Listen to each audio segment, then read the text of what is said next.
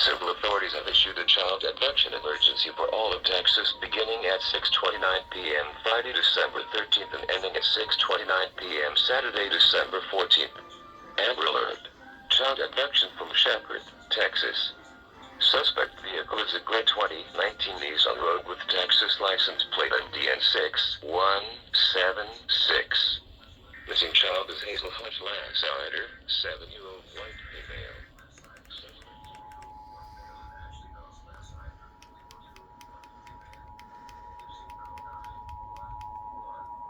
The civil authority has issued child abduction emergency for the following counties or areas.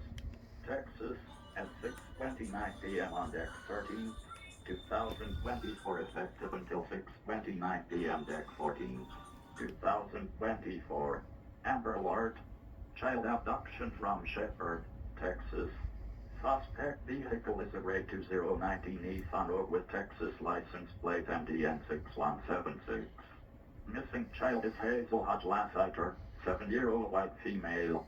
Suspects are Brandon Lassiter, 44-year-old white male, and Ashley Dos Lassiter, 41-year-old white female.